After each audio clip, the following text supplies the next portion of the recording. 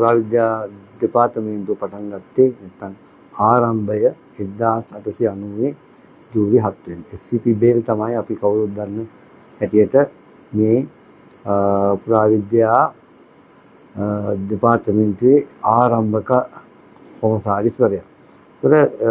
ඊට පසුව මේ දෙපාර්තමේන්තුව විවිධ අධ්‍යක්ෂ කොමසාරිස්වරු යටතේ අධ්‍යක්ෂ ජනරාල්වරු යටතේ මේක පවත්වාගෙන ආවා.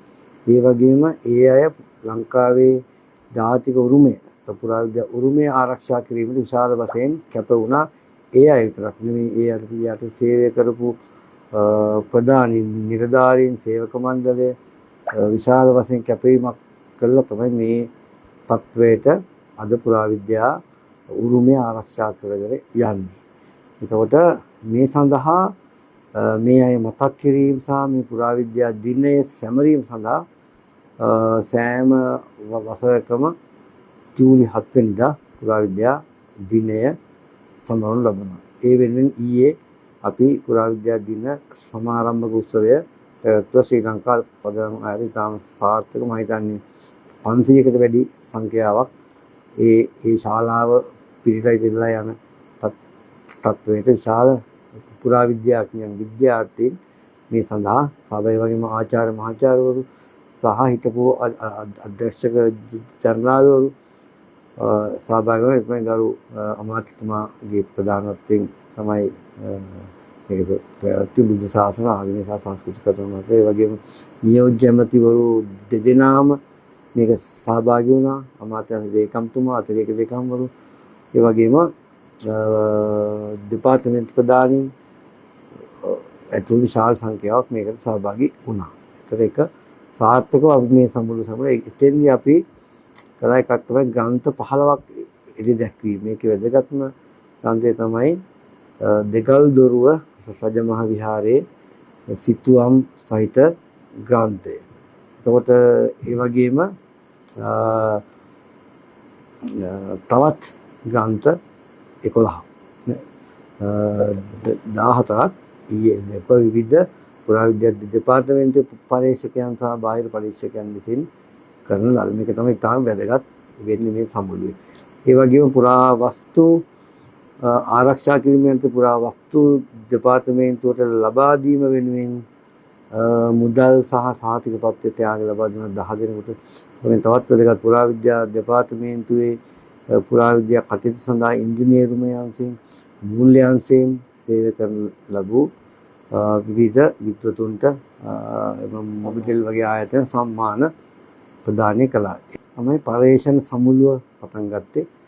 විවිධ පර්යේෂණ පත්‍රිකා ඒ යටතේ ඒ වගේම අද 8 වෙනිදා තිබුණ පර්යේෂණ සමුළුව විවිධ විද්වතුන් සහභාගී වුණා. පර්යේෂකයන් ඒ අලුත් පර්යේෂණ දිගු මේවා ඉල්ලකුණත් පුරාවිද්‍යා දෙපාර්තමේන්තුවේ පරීක්ෂණයේ තෝතැන්නක් මේ සමුළුවේ එක ආරම්භයක් තමයි අපි සංරක්ෂණ ගවේෂණ කැණීම් කළා.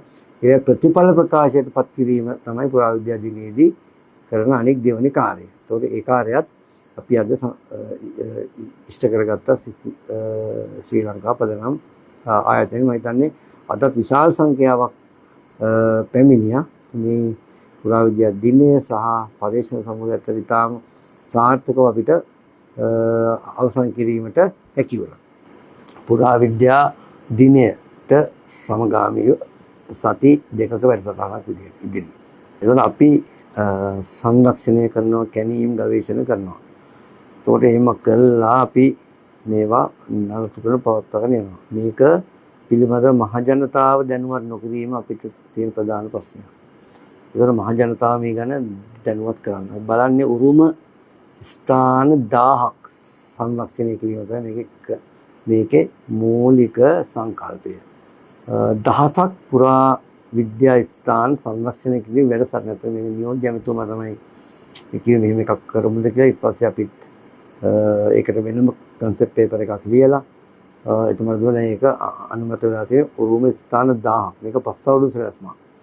ඒක මේ පුරාවිද්‍යා දිනයට සමගාමීව අපි ආරම්භ කරන ලංකාව පුරාම දිස්ත්‍රික්ක 25 තුල. මේ දිස්ත්‍රික් 25 තුළ උරුම ස්ථාන අපි 100ක් සංරක්ෂණ කැණීම් සහ ගවේෂණ කටයුතු ආරම්භ කරන පෙළක් ඒවා විවෘත කරනවා. මේක තමයි මේ වැඩසටහන. ඒවා සියලුම ප්‍රාදේශීය කාර්යාල මට්ටමින් තමයි සිදු කරන්නේ. ප්‍රාදේශීය කාර්යාල 15 කලාප කාර්යාල 99 හරහා මේ වැඩසටහන යාපනයේ උතුරු මැද දකුණ හැම දිස්ත්‍රික්කයක්ම ආවේනික ආවරණය වෙන පරිදි මේ වැඩසටහන ක්‍රියාත්මක වෙනවා. එතකොට මේක ඇත්තටම පුරා විද්‍යාව විෂය ඒ වගේම පුරා විද්‍යා උරුමය මහජනතාව අතරට ගෙන යාම එක අරමුණක්. ඒ වගේම මේ උරුමය සඳහා කැපකරු ක්‍රමයක් උරුම කමිටු පිහිටවල කැපකරු ක්‍රමයක් සකස් කිරීම තමයි මේ කියන්නේ අපිට තියෙන අනෙක් අරමුණ. එතකොට පුරාවස්තු විද්‍යාවට වෙන හානි වැළැක්වීම මිනිසු දන්නේ නැතුව නිදන් තියනවා කියලා ගල් කණුව යට හරි හාරනවා. ඒක දන්නේ නැහැ. මේ හරහා අපි මේ පිළිබඳව උරුමය ආරක්ෂා කිරීම සඳහා නීතිමය පැත්ත වගේ මිනිසුන් දැනුවත් කිරීමේ පැත්තත් මේ හරහා අපි සිද්ධ කරන්න බලාපොරොත්තු වෙන ඉදිරියට අපි මේ 10 වෙනිදාම ඉඳලාම ඒ වැඩසටහන් ලංකාව පුරාම ක්‍රියාත්මක වෙනවා. ඒ පැතිවල ඉන්න ප්‍රාදේශීය ලේකම්වරු පළාත් සභාව පන්සල දායක සභාව ගමේ අනිකුත් සමාගම් පාසල් මේ සියලුම කොටස් මේ සඳහා එකතු වෙනවා මේ වැඩසටහන ක්‍රියාත්මක කිරීම සඳහා.